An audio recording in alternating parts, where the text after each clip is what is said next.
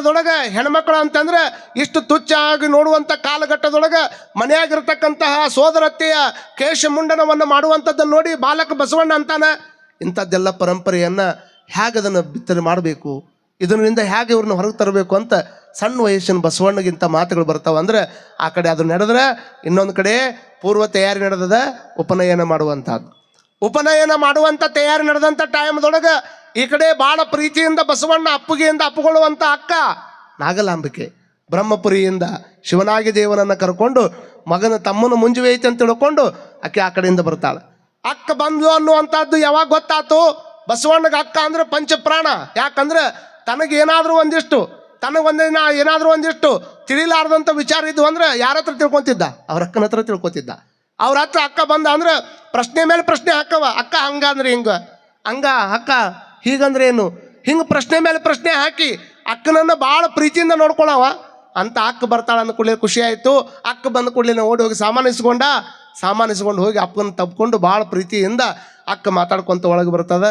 ಒಳಗೆ ಬಂದ ಮೇಲೆ ಇನ್ನೇನು ಉಪನಯನ ಮಾಡಬೇಕನ್ನುವಂಥ ಟೈಮ್ದೊಳಗೆ ಈಗ ತಾಯಂದ್ರಿಗೆ ಸಾಮಾನ್ಯವಾಗಿ ತಮಗೆಲ್ಲ ಗೊತ್ತಿರ್ತದೆ, ಎಲ್ಲ ತಾಯಂದ್ರಿಗೆ ಮುಟ್ಟಿನ ಸಮಸ್ಯೆ ಇರ್ತದೆ.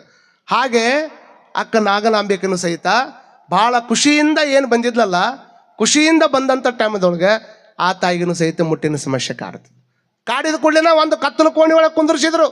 ಕತ್ತಲು ಕೋಣಿ ಒಳಗೆ ಕುಂದಿರ್ಸಿದ ಕೂಡಲೇ ಅಲ್ಲೇ ಮೊಸರಿನೊಳಗೆ ಅನ್ನ ಹಾಕಿ ಕಾಲಿಸಿ ಒಂದು ತಟ್ಟೆಯನ್ನು ಕೊಟ್ಟರು.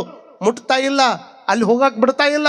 ಅಕ್ಕ ಎಲ್ಲಿ, ನಿಮಿಷಕ್ಕೊಮ್ಮೆ ಅಕ್ಕ ಎಲ್ಲಿ ಅಂತ ತಿಳ್ಕೊಂಡು ಹೋಗುವಂಥ ಬಸವಣ್ಣಗೆ ತಾಯಿ ಕರೆದು ಹೇಳ್ತಾಳ, ನಿಮ್ಮ ಅಕ್ಕನ ಹತ್ರ ಹೋಗಬೇಡ, ನಿಮ್ಮ ಅಕ್ಕನ ಹತ್ರ ಮಾತಾಡಬೇಡ, ಅವಳನ್ನು ಮುಟ್ಟಬೇಡ ಅಂತ ತಿಳ್ಕೊಂಡು ಕೇಳಿದಾಗ ಆಕ ಬಾಲಕ ಬಸವಣ್ಣ ಅಂತಾನ, ಅಲ್ಲಮ್ಮ ಈಗರ ಒಂದು ತಾಸಿನ ಹಿಂದೆ ಅಕ್ಕ ಬರ್ಬೇಕಾದ್ರೆ ಓಡಿ ಹೋಗಿ ತಪ್ಕೊಂಡೀನಿ, ಓಡಿ ಹೋಗಿ ಪ್ರೀತಿಯಿಂದ ನಮ್ಮ ಅಕ್ಕ ನನ್ನ ಕೂಟ ಮಾತಾಡ್ಯಾಳ, ಅಲ್ಲಿ ಬಸವಣ್ಣ ಊಟ ಗೀಟ ಮಾಡಿ ಬಾ ಮಾತಾಡೋಣ ಬಾ ಅಂತ ಹೇಳ್ಯಾಳ. ಈಗ ನೋಡಿದ್ರೆ ಅಕ್ಕನ ಹತ್ರ ಮುಟ್ಟಬೇಕು ಅಂತ ಹೊಂಟ್ರೆ ಮುಟ್ಟಾಕ್ ಬಿಡುವಲ್ರಿ, ಅಕ್ಕನ ಹತ್ರ ಹೋಗಾಕ್ ಬಿಡುವಲ್ರಿ. ಅಂಥದ್ದೇನಾಗ್ಯದ? ಏನು ಉತ್ತರ ಹೇಳ್ತೀರಪ್ಪ? ಊಟ ಮಾಡ್ತಾ ಇಲ್ಲ, ನೀರು ಕುಡಿತಾ ಇಲ್ಲ, ಅಕ್ಕನ ಹತ್ರ ಹೋಗ್ಬೇಕು ಅನ್ನುವಂಥ ಒಂದು ಹಠವನ್ನು ಹಿಡ್ಕೊಂಡು ಕುಂತಾಗ ಮಾದಲಾಂಬಿಕೆ ತಾಯಿ ಅಂತಾಳ, ಎಷ್ಟು ಕಷ್ಟಪಟ್ಟು ತಿಳಿಸೋದಪ್ಪ ಬಸವಣ್ಣ, ಪ್ರತಿ ಕ್ಷಣಕ್ಕೂ ಹಿಂಗೆ ಕಾಡ್ತೀಯಲ್ಲೋ ಬಸವಣ್ಣ, ಎಷ್ಟರ ನೀ ಕಾಡ್ಬೇಕಂತಿದ್ದೀಯಪ್ಪ. ಇವೆಲ್ಲ ಸಂಪ್ರದಾಯ ಅದಾವ ಬಸವಣ್ಣ, ಹಾಗೆಲ್ಲ ಮುಟ್ಟಬಾರ್ದು. ಯಾಕೆ ಮುಟ್ಟಬಾರ್ದು? ನೋಡಪ್ಪ, ಮೈಲಿಗೆ ಆಗಿರ್ತಕ್ಕಂಥವು ಹೆಣ್ಮಕ್ಳನ್ನು ಮುಟ್ಟಬಾರ್ದಪ್ಪ, ಮುಟ್ಟಾದಾಗ ಮೈಲಿಗೆ ಆಗಿರ್ತಾರ ಅಂತ ತಿಳ್ಕೊಂಡು ಹೇಳಿದ್ರೆ ಬಾಲಕ ಬಸವಣ್ಣನ ಪ್ರಶ್ನೆಗೆ ಉತ್ತರ ಇಲ್ಲ ತಾಯಿ ಹತ್ರ. ಅಲ್ಲಮ್ಮ, ನೀವೆಲ್ಲರೂ ಹೇಳೋದೆಲ್ಲ ಕರೆ ಅದ. ಒಂದು ಕಡೆ ಸೋದರತ್ತಿಗೆ ಹಂಗಾಗ್ತದೆ, ಇನ್ನೊಂದು ಕಡೆ ಅಕ್ಕಗನ ಹಿಂಗಾಗ್ತದೆ. ಅಕ್ಕನ್ನ ಕೇಳ್ತೀನಿ ನಾನು, ಅಲ್ಲಿ ಹೋಗಂಗಿಲ್ಲ, ಹೊರಗೆ ನಿಂದಿರ್ತೀನಿ. ಅಕ್ಕನ ಹತ್ರ ಬರ್ತಾನೆ, ಅಕ್ಕ ಹೆಂಗ್ಯಾಕೆ ಅಂತ ಕೇಳಿದ್ರೆ, ಬಸವಣ್ಣ ನೀ ಕೇಳುವಂಥ ಕುತೂಹಲದ ಪ್ರಶ್ನೆ ನಾನು ಭಾಳ ಸಲ ವಿಚಾರ ಮಾಡ್ಕೊಂಡೀನಿ, ಆದರೆ ಇದಕ್ಕೆ ಯಾವುದೂ ಉತ್ತರ ನನ್ನ ಕಡೆನಿಲ್ಲಪ್ಪ, ಎಲ್ಲವೂ ಸಂಪ್ರದಾಯ ಅಂತ ತಿಳ್ಕೊಂಡು ಹೆಣ್ಮಕ್ಳಿಗೆ ಇಷ್ಟೇ ಇರೋದಪ್ಪ, ಹಾಗಾಗಿ ಇದನ್ನು ನಾವು ಪಾಲಿಸಲೇಬೇಕಾಗ್ತದೆ. ನೋಡು, ನಾಳೆ ನಿನಗೆ ಮುಂಜೆ ಆಗ್ತದೆ, ನನಗೇನು ಮುಂಜೆ ಆಗ್ಯದನು, ನನಗೆ ಉಪನಯನ ಮಾಡ್ತಾರನು, ನಿನಗೆ ಆಗ್ತದೆ, ನನಗೆ ಮಾಡಂಗಿಲ್ಲ ಅಂದಾಗ ತಲೆಯಾಗಿ ಬಂದ್ಬಿಡುತ್ತೆ ಬಸವಣ್ಣಗೆ. ಹಾಗಾದರೆ ನನ್ನ ಅಕ್ಕಗೆ ಮುಂಜಿ ಮಾಡಿಲ್ಲ ಅಂತಂದ್ರೆ ನನಗಿಂತ ದೊಡ್ಡವ್ರಿಗೆ ಮುಂಜಿ ಮಾಡ್ತಾರ ಅಂತಂದ್ರೆ ಮತ್ತು ಅಕ್ಕಗೆ ಯಾಕೆ ಮಾಡಿಲ್ಲ ತಲೆಯಾಗಿ ಬಂತು ನೋಡ್ರಿ.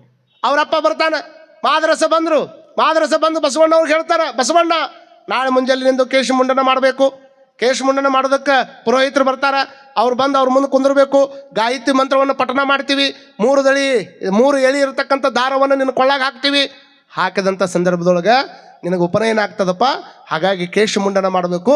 ಕೇಶಮುಂಡ ಮಾಡೋ ಬಂದಾನ, ಬಾ ಅಂತ ಕರೆದ ಕೂಡಲೇ ಅವ್ರ ತಂದೆಗೆ ಒಂದು ಪ್ರಶ್ನೆ ಕೇಳ್ತಾನೆ ಬಸವಣ್ಣ, ಇದನ್ನೆಲ್ಲ ತಲೆಯಾಗಿಟ್ಕೋಬೇಕಮ್ಮ. ಬಸವ ಪುರಾಣ ಅಂದರೆ ಬಸವಣ್ಣ ಮನೆ ಬಿಡೋದಕ್ಕೆ ಆಗಿರುವಂಥ ಒಂದು ದೊಡ್ಡ ಘಟನಾ ಇದು. ಯಾಕೆ ಮನೆ ಬಿಟ್ಟರು ಬಸವಣ್ಣವರು? ಸಣ್ಣ ವಯಸ್ಸಿನೊಳಗೆ ತಾಯಂದ್ರಿಗಾಗಿ. ಅವಾಗ ಬಸವಣ್ಣನ ಅವ್ರ ತಂದೆ ಕೇಳ್ತಾರೆ, ಅಪ್ಪಾಜಿ ಈ ಉಪನಯನ ಎಷ್ಟು ವರ್ಷಕ್ಕೆ ಮಾಡ್ತಾರೆ ಅಪ್ಪಾಜಿ?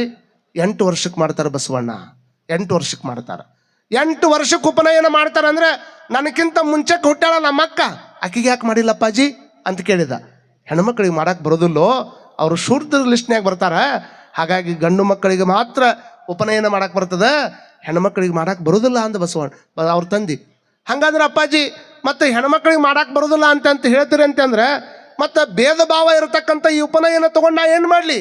ನನ್ನ ಅಕ್ಕಗೆ ಕೊಡದೇ ಇರತಕ್ಕಂತಹ ಈ ಒಂದು ಉಪನಯನ ಅದನ್ನು ತೊಗೊಂಡು ನಾ ಏನು ಮಾಡಲಿ ಅಂದಾಗ ಅವರಪ್ಪ ಅಂತಾನ, ಉದ್ದಟತನದ ಮಾತಾಡಕ್ಕೆ ಹೋಗ್ಬೇಡ ಬಸವಣ್ಣ, ನಾವೇನು ಹೇಳ್ತೀವಿ ಅಷ್ಟ ಕೇಳಬೇಕು, ಸೂಕ್ಷ್ಮ ಬಂದು ಕುಂದಿರ್ಬೇಕು, ಉಪನಯನವನ್ನು ಮಾಡಿಸ್ಕೋಬೇಕು ಅಂತ ತಿಳ್ಕೊಂಡು ಹೇಳಿದ್ರೆ ಪ್ರಶ್ನೆ ಮೇಲೆ ಪ್ರಶ್ನೆ. ಇಲ್ಲಪ್ಪಾಜಿ, ನೀ ಹೇಳಿದ್ದೆಲ್ಲ ಕೇಳೋಕ್ಕಾಗೋದಿಲ್ಲ ನನಗೆ, ನನ್ನ ಪ್ರಶ್ನೆಗೆ ಉತ್ತರ ಬೇಕು.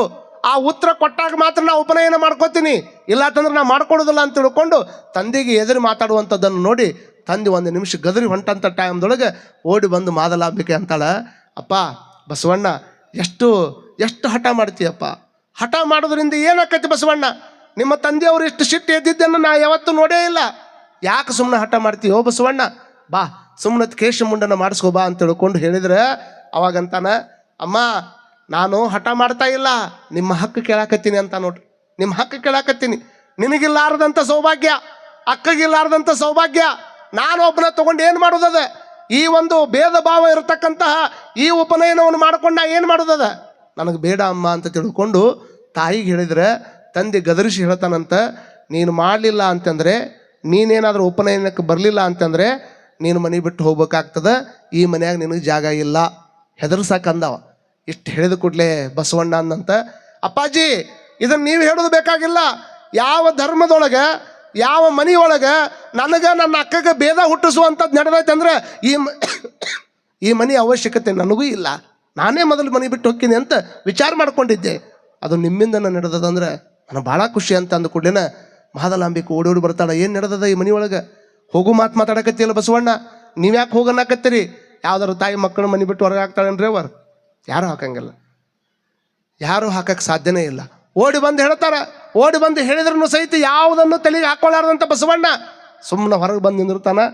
ನೀವು ಹೇಳಿದ ಮಾತು ಕೇಳಂಗಿಲ್ಲ ಅಂತ ತಿಳ್ಕೊಂಡು ಗುರುಗಳನ್ನ ಕರೆಸ್ದ, ಗುರುಗಳ ನೀವರ ಹೇಳ್ರಿ ಬಸವಣ್ಣಗೆ, ನಾವು ಹೇಳಿದ್ರೆ ಹೇಳಿದ ಕೇಳ್ತಾ ಇಲ್ಲ, ಹೇಳಿ ಸಾಕಾಯ್ತು ನಮಗೆ, ನೀವರ ಹೇಳ್ರಿ ಅಂತ ಅಂದಾಗ ಪುರೋಹಿತರು ಬಂದು, ಬಸವಣ್ಣ ಹಠ ಮಾಡಬಾರ್ದಪ್ಪ, ಇದು ನಮ್ಮ ಸಂಸ್ಕಾರ, ಪ್ರತಿ 8 ವಯಸ್ಸು ಆದಮೇಲೆ ನಮ್ಮ ದೀಕ್ಷಾ ಸಂಸ್ಕಾರವನ್ನು ತೆಗೆದುಕೊಂಡು ಅಂತಂದ್ರೆ ಬರೀ ಮನುಷ್ಯನಾಗಿ ಹುಟ್ಟಿದ್ದಕ್ಕೆ ಸಾರ್ಥಕ ಆಗೋದಿಲ್ಲಪ್ಪ, ದೀಕ್ಷಾ ಸಂಸ್ಕಾರ ಆದ ನಂತರದಲ್ಲಿ ನೀನು ಮನುಷ್ಯತ್ವವನ್ನು ಪಡ್ಕೋತಿದ್ದಿ, ನೀನು ಪರಮಾತ್ಮನ ದಾರಿ ಒಳಗೆ ಹೋಗೋದಕ್ಕೆ ಅಧಿಕಾರ ಪಡ್ಕೋತಿದ್ದಿ, ಬಾ ಅಂತ ತಿಳ್ಕೊಂಡು ಕರೆಯಕ್ಕೆ ಬಂದಾಗ ಬಸವಣ್ಣ ಮತ್ತೊಂದು ಪ್ರಶ್ನೆ ಹಾಕ್ತಾನೆ ಪುರೋಹಿತರಿಗೆ, ಪುರೋಹಿತರ ನನ್ನ ಉಪನಯನಕ್ಕೇನು ಅಲ್ಲಿ ಗುರುಗಳು ಬಂದು ಕುಂತಾರಲ್ಲ ಸನ್ಯಾಸಿಗಳು, ಅವ್ರ ಕೊಳ್ಳಾಗೆ ಯಾಕಿಲ್ಲ ಜನಿವಾರ ಅಂತ ಕೇಳಿದ, ಅವ್ರ ಕೊಳ್ಳಾಗೆ ಯಾಕಿಲ್ಲ. ಅವಾಗ ಅವ್ರು ಹೇಳ್ತಾರೆ, ನೋಡಪ್ಪ ಯಾರು ಸಂಸಾರವನ್ನು ತ್ಯಾಗ ಮಾಡಿ ಸನ್ಯಾಸಿ ಅಂತ ಆಗ್ಯಾರಲ್ಲ, ಸನ್ಯಾಸಿಗಳಿಗೆ ಹೀಗಾಗಿ ಬಂಧನ ಇರೋದಿಲ್ಲಪ್ಪ, ಅವರು ಇದನ್ನೆಲ್ಲವನ್ನು ಮೀರಿದವರು, ಹೀಗಾಗಿ ಸನ್ಯಾಸಿಗಳನ್ನು ಹಾಕ್ಕೊಳ್ಳೋದಿಲ್ಲ, ನಾವು ಸಂಸಾರಿಗಳು ಇದನ್ನು ಹಾಕ್ಕೋಬೇಕು ಅಂತ ತಿಳ್ಕೊಂಡು ಹೇಳಿದಾಗ ಬಸವಣ್ಣ ಅಂತಾನ, ಎಲ್ಲದರಲ್ಲಿನೂ ಸಹಿತ ಭೇದ ಭಾವ ಬುದ್ಧಿ ಇರತಕ್ಕಂಥ ಈ ಸಂಸ್ಕಾರ ನನಗೆ ಬೇಡ, ನಾನು ಸಣ್ಣ ವಯಸ್ಸಿನೊಳಗಿದ್ದಾಗ, ನಾನು ತೊಟ್ಟಲದೊಳಗಿದ್ದಾಗನ ಶಿವ ಸಂಸ್ಕಾರವನ್ನು ನನಗೆ ಕೊಟ್ಟಾರಂತ ತಿಳ್ಕೊಂಡು ನನ್ನ ತಾಯಿ ಹೇಳ್ಯಾಳ ನನಗೆ, ಮತ್ತು ಒಮ್ಮೆ ನಾನು ಶಿವದೀಕ್ಷೆಯನ್ನು ಪಡ್ಕೊಂಡ ಮೇಲೆ ಇನ್ನೊಂದು ದೀಕ್ಷೆ ಅವಶ್ಯಕತೆ ನನಗೇನದ, ನಾನು ಆ ಶಿವದೀಕ್ಷೆ ಒಳಗನೆ ಮುಂದುವರಿತೀನಿ, ಈ ಜನಿವಾರದ ಅವಶ್ಯಕತೆ ನನಗಿಲ್ಲ ಅಂತ ತಿಳ್ಕೊಂಡು ಹಿಂಗೆ ಹೇಳಿದ ಕೂಡಲೇ ತಂದೆಗೆ ಭಾಳ ಕೋಪ ಬರ್ತದೆ.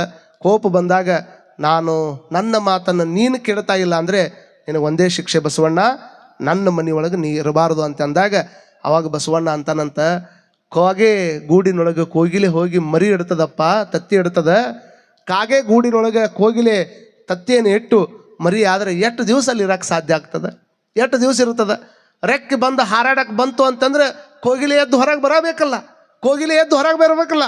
ಹಾಗೆ ನಮಗೆ ಜನ್ಮ ಕೊಡೋದಕ್ಕೆ ತಂದೆ ತಾಯಿಗಳಪ್ಪ, ಆದರೆ ನಾನು ಶಿವನ ಸಂದೇಶವನ್ನು ಹೊತ್ಕೊಂಡು ಈ ಭೂಮಿ ಮೇಲೆ ಬಂದಂಥ ಶಿಶು ಇರೋದರಿಂದ ಅದು ಸಹಿತ ಬಸವಣ್ಣ ತನ್ನ ಮಾತಿನ ಮುಖಾಂತರವಾಗಿ ಹೇಳ್ತಾನೆ, ನಾನು ಸಹಿತ ನೀವೇನು ವಿಚಾರ ಮಾಡೋಕ್ಕೆ ಹೋಗ್ಬೇಡ್ರಿ, ನಾ ಮನೆ ಬಿಟ್ಟು ಹೋಗತ್ತೀನಿ ಅಂತ ತಿಳ್ಕೊಂಡು ಮನೆಯನ್ನು ಧಿಕ್ಕಾರ ಮಾಡಿ ಬರೋದಕ್ಕೆ ಕಾರಣ ಏನು ಅಂತಂದರೆ, ನನಗಿರುವಂಥ ಸಂಸ್ಕಾರ ನನ್ನ ಅಕ್ಕನಿಗಿಲ್ಲ ಅಂತಂದರೆ, ಅಕ್ಕನಿಗಿರದೇ ಇರತಕ್ಕಂಥ ಸಂಸ್ಕಾರ ನನಗೆ ಕೊಡಾಕತ್ತಾರಂದ್ರೆ ಈ ಸಂಸ್ಕಾರ ನನಗೆ ಬೇಡ ಅಂತ ತಿಳ್ಕೊಂಡು 8 ವಯಸ್ಸಿನೊಳಗೆ ತಂದೆ ತಾಯಿ ಕೊಟ್ಟಾಗ ಜಗಳ ಮಾಡಿ ಆ ಒಂದು ಘಟನೆಯಿಂದ ಬಸವಣ್ಣ ಮನೆ ಬಿಟ್ಟು ಹೊರಗೆ ಬರ್ತಾನೆ ಅನ್ನುವಂಥದ್ದು ಇವತ್ತಿನ ಪುರಾಣದಾಗ ಬರ್ತಕ್ಕಂಥ ವಿಚಾರ.